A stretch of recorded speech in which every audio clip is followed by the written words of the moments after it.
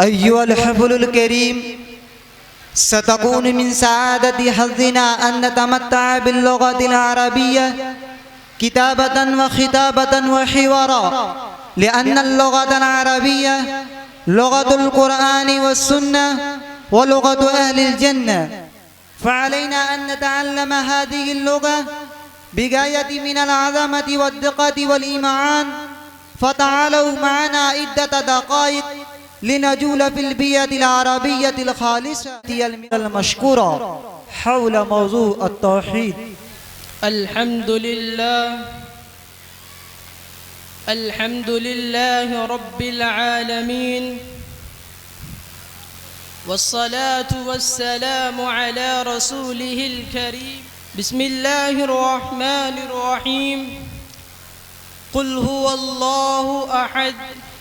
رئيس الحفل المبجل والأساتذة الكرام وإخواني الطلبة، أريد أن ألقي أمامكم بهذه المناسبة السعيدة حول موضوع التوحيد.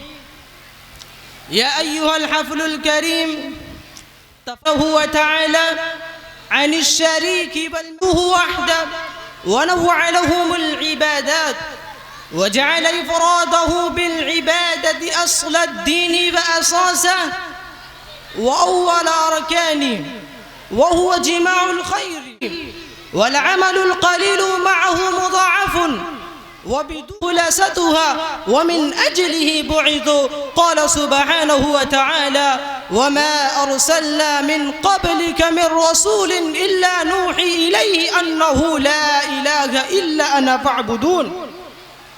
وفي كل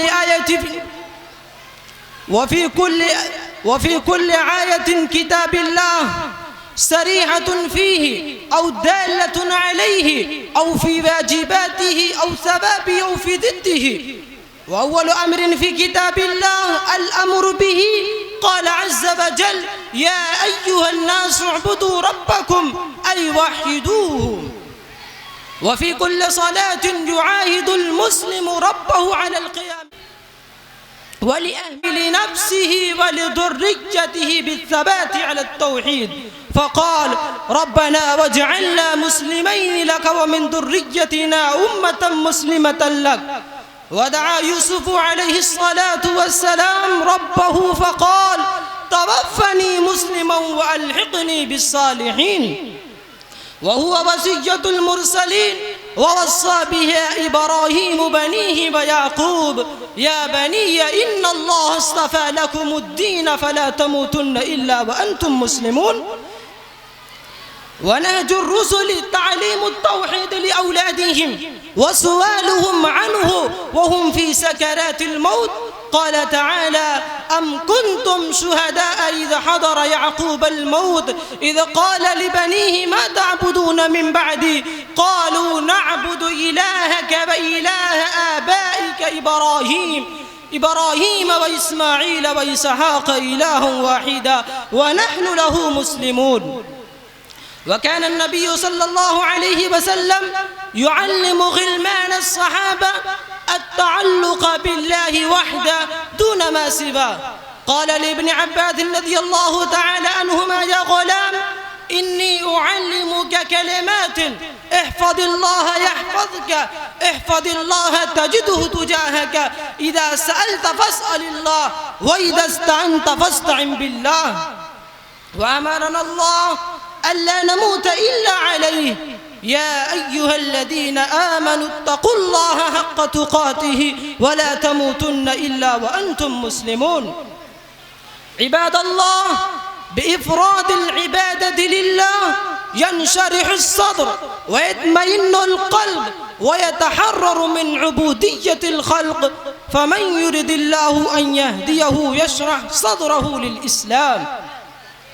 أيها المستمعون الكرام، كلمة التوحيد كلمة طيبة شامخة أصلها ثابت وفرعها في السماء، هي كلمة الله العليا، وبها كلم الله موسى كفاحا من غير واسطة: إنني أنا الله لا إله إلا أنا فاعبدني.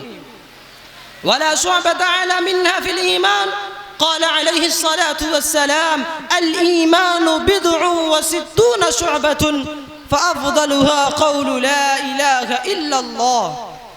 هي أزكى الكلام وأثقل شيء في الميزان، وتعدل إذق الرقاب، وحرز من الشيطان في كل يوم.